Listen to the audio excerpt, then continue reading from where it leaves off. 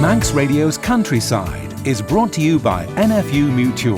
Hello and welcome to this week's Countryside here on Manx Radio. I'm Simon Clark. And I'm Kirree. I caught up with two visiting farmers at an event held by the Rural Business Consultancy. And I catch up with David Radcliffe from Rushen Commissioners about a tree planting initiative in the Rushen parish.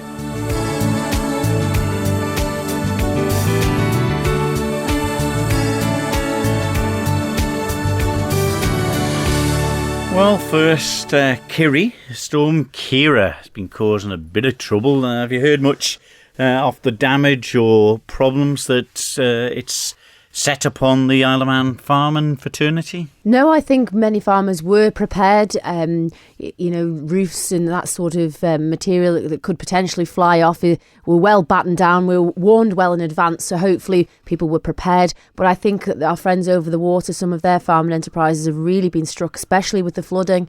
And some of the photographs on Facebook and on the farming media is not ideal, especially at this time of year. Pregnant ewes and a lot of animals housed. The farmyards are just flooded. Yeah, and we talk about the importance of buying local and supporting the local farming industry and stuff, in the shops and things.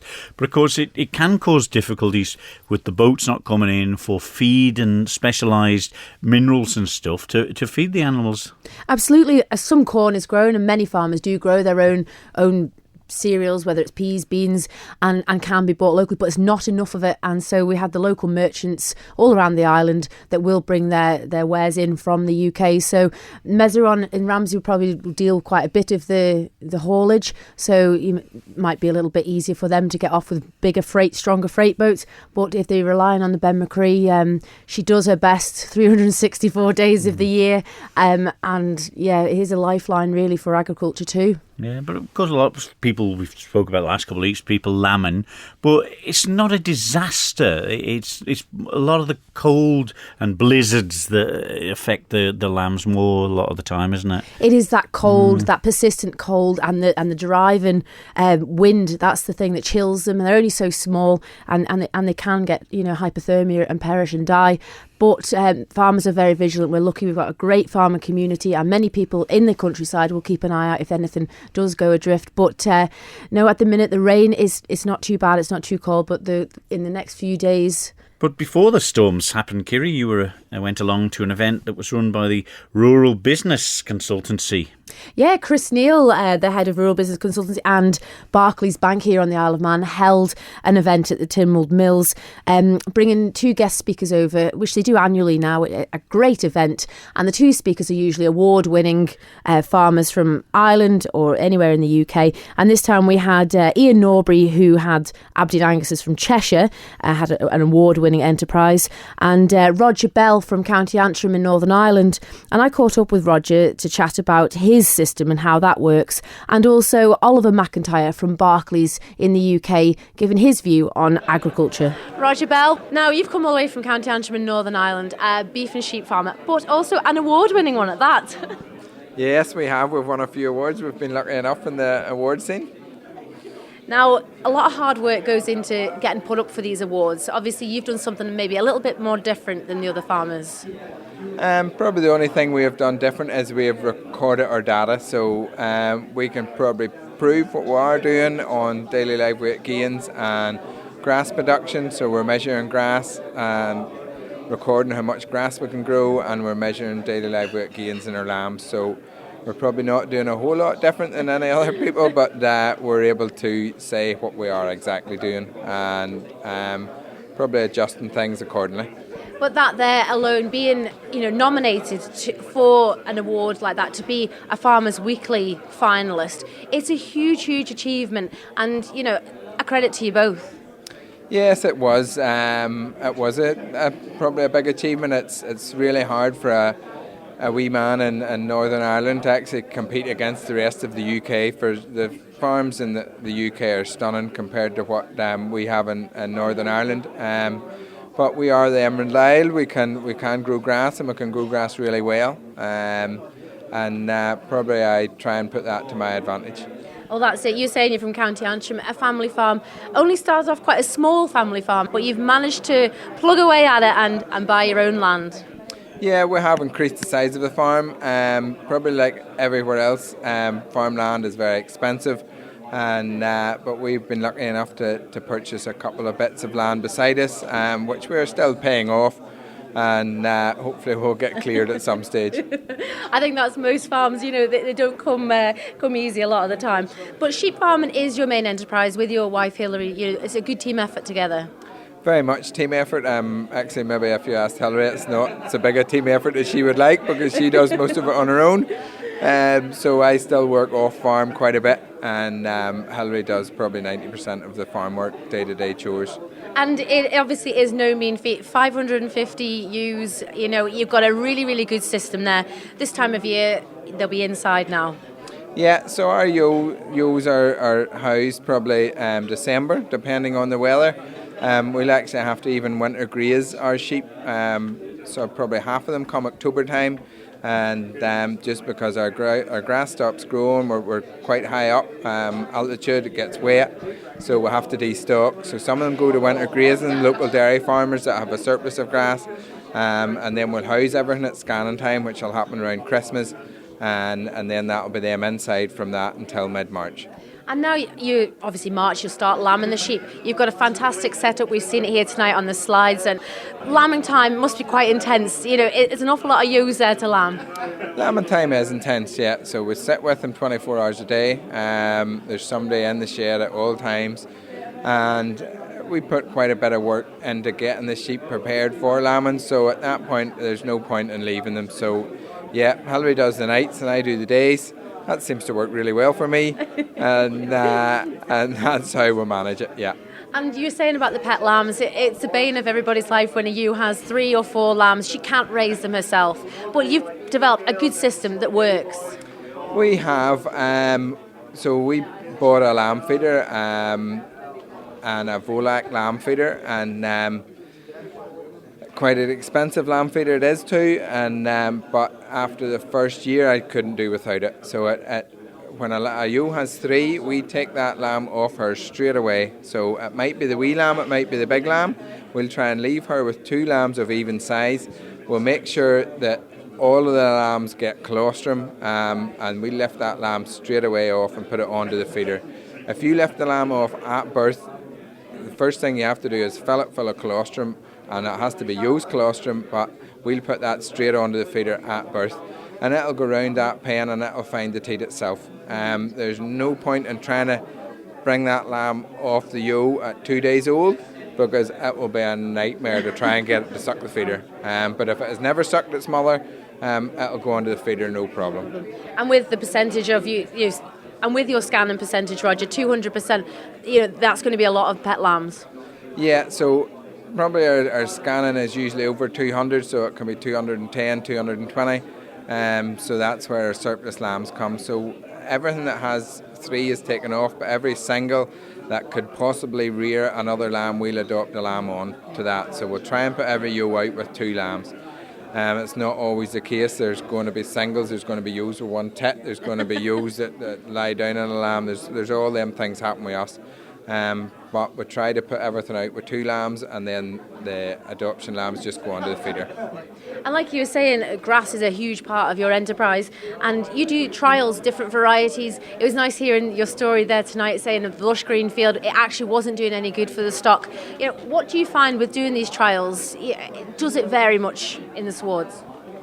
There does seem to be a vast difference in swards. Palatability seems to be a very big thing. There's quite a lot of manufacturers seem to be pushing these high sugared grasses, but they were actually very coarse and unpalatable, and sheep is a very fussy animal. Cows wouldn't be as fussy, but sheep do seem to be very fussy and very fussy grazers as well. So if they don't like a bit of a field, they'll dander on to somewhere else.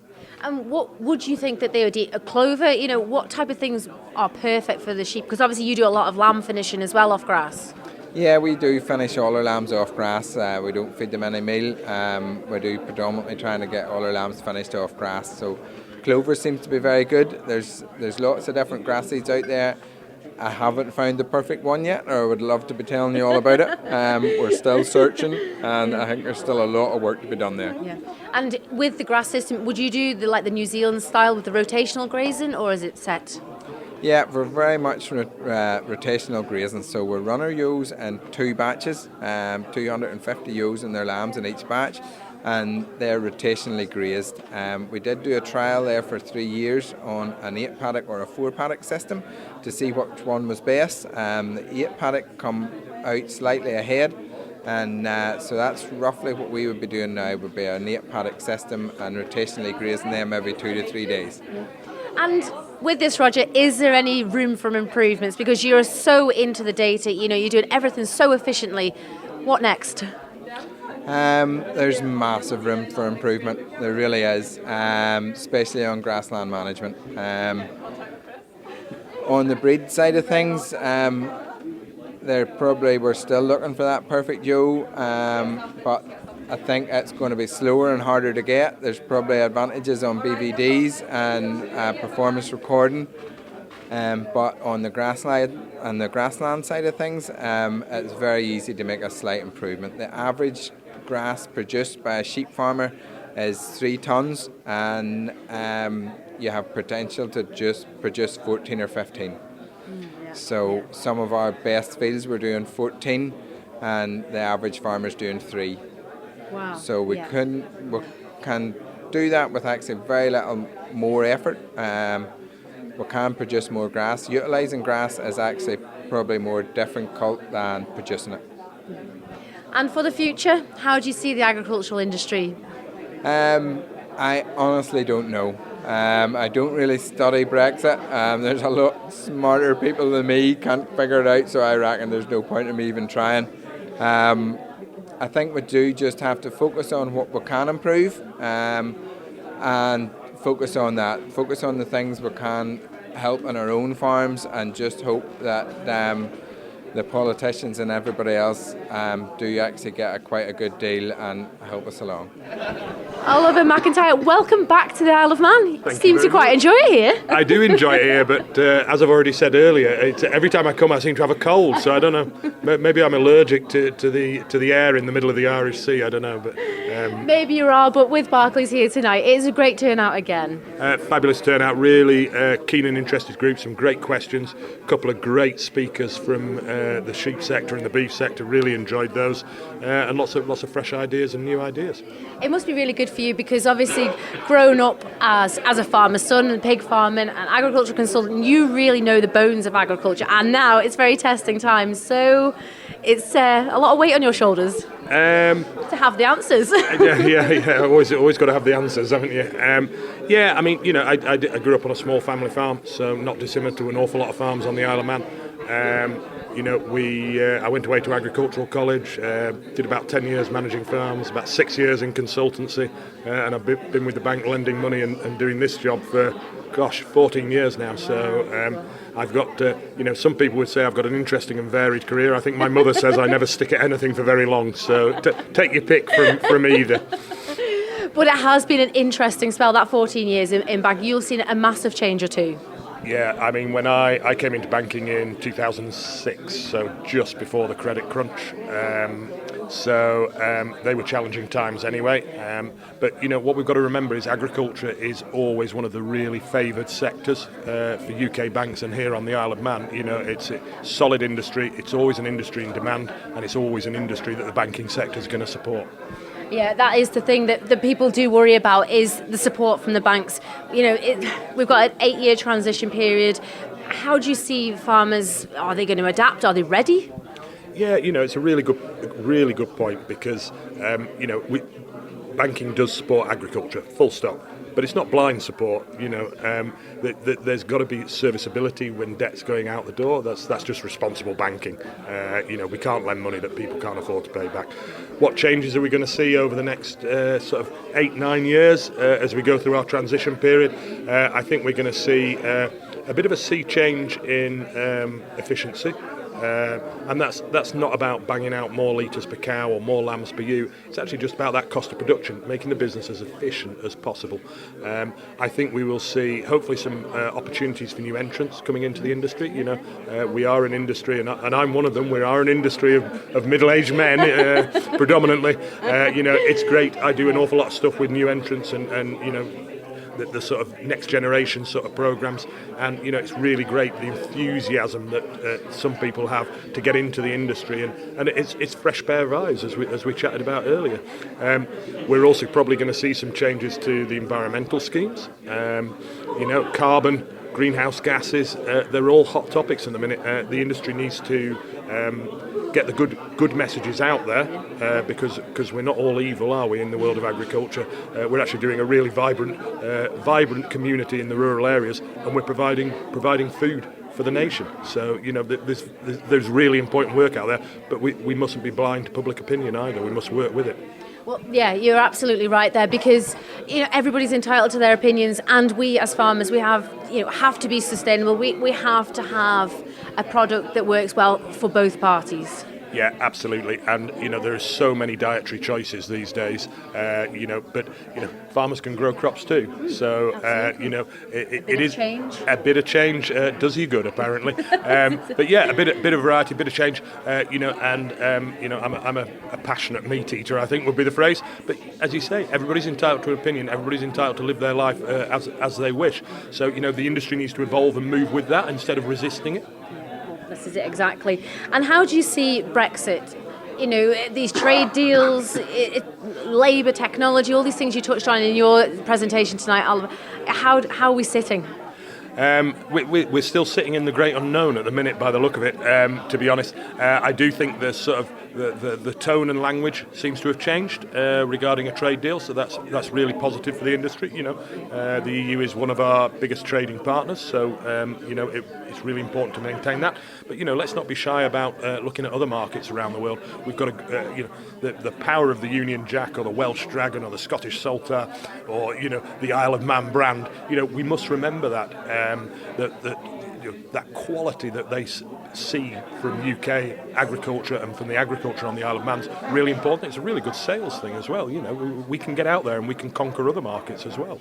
That is really great, and so positively put too, Oliver. One of your points that you made in your presentation tonight was the sheep industry. The sheep meat goes out and wine comes in. That was a really, really, I don't know what you want to call it, a promising point, actually. It's a reminder of how important it is. Well, it's NFU England figures, roughly 145 million of sheep exports, lamb exports to France. 145 million is an awful lot of money, but 700 million pounds worth of wine's imported, which is a vital trading relationship as far as I'm concerned. There will be deals to be done. And in a nutshell, to round off, how do you see agriculture in the next few years? I think it's tremendously exciting. I've been involved in the industry all my life, but since leaving school and working at home, you're getting towards 35 years of farming experience. I think the coming 8 years and the coming decades are going to be so exciting. There is going to be a lot of change, and as an industry, not just farming, but perhaps it's a human trait. We resist change, but actually we need to go out there and embrace it, because actually Barclays Agriculture is hugely positive about the coming 8 to 10 years and that transition period where we've got the time to change and we've got the time to develop as businesses. That was Roger Bell from County Antrim in Northern Ireland and Oliver Macintyre from Barclays. Pointing out a few things to do with a lot of sort of greener targets to be set, which of course mean initial costs, don't they? Well, this is it. We're very fortunate here on the Isle of Man. We have the UNESCO biosphere, which farmers and country people have been working over the last decades to have it as brilliant as it is. So not much really needs to be altered to make it an even better place. That's the highest status we can get. But there is new environmental plans coming in, and farmers are going to have to adapt and change. It's coming away from maybe food production with a growing population. It is a bit of a concern, but anything to make the environment better, you certainly have to embrace it.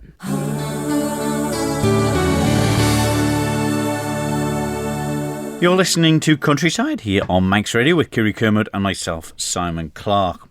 Well, Kirree, a few plans over the years. You'll remember the Millennium Oak pretty well, won't you? When the lovely Connie Hook from Blue Peter then came over and they planted the woods in the year 2000, I think it was, wasn't it? Yeah.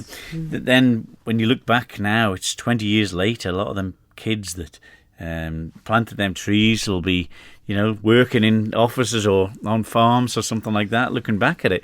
But Russian commissioners have come up with an idea to help, obviously, with the the global warming scenario that's going, and they wanted to do their bit.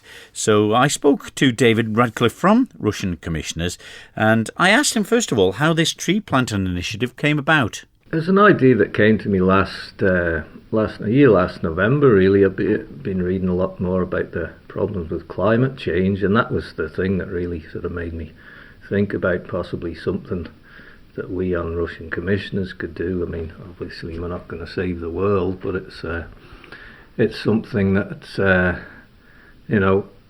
planting and growing trees has become acknowledged as something that will help to absorb some of the excess carbon dioxide in the atmosphere. So that was the basic idea, and went from there.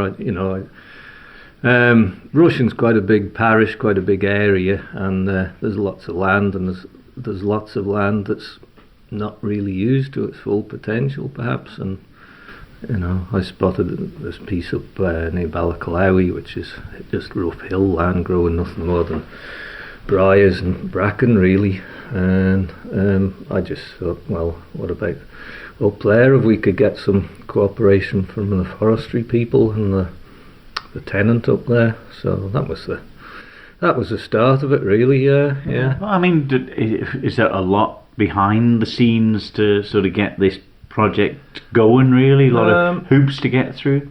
No, surprisingly, no, there weren't that many.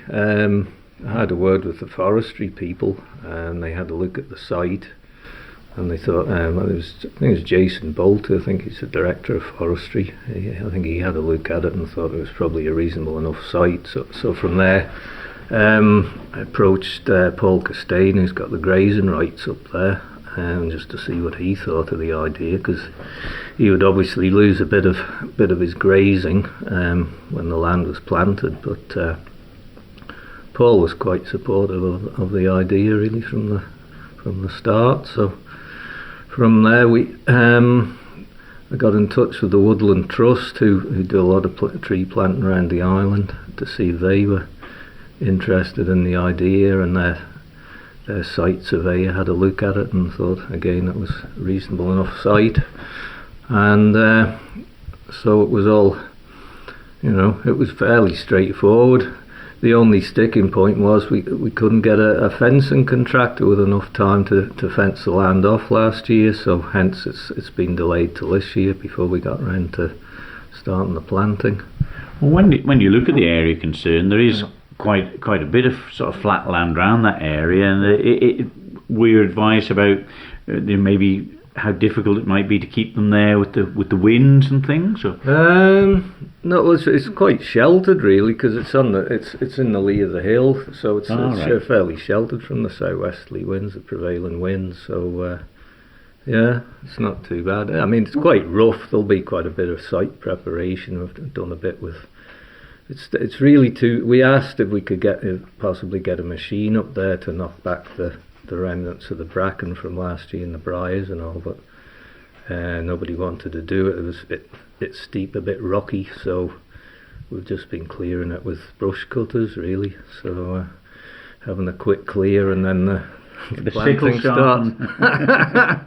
But I mean, when you sort of put this idea forward, and then obviously the commissioners discuss it, and then the people of the parish get to hear about it. I mean, did many come up and say, yeah, it's a good idea, this, I'd like to help out?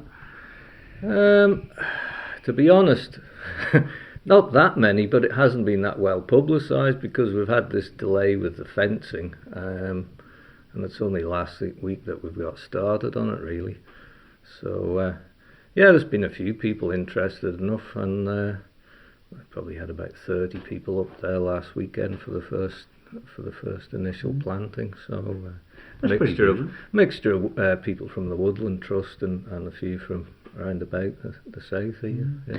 But people, I suppose, listening will remember in 2000 the Millennium Oak up by the hospital there getting planted and stuff. And when you look now, it's 20 years back, and the kids that planted that, we've grown up and working somewhere now, and possibly you hear reports that a lot of them still go back and have a look at the trees they planted all those years ago. So it'd be nice if the youngsters would be involved with their parents with that stuff. Yeah, sure. Oh yeah. So hopefully we'll get a few more next weekend. Get a bit more publicity.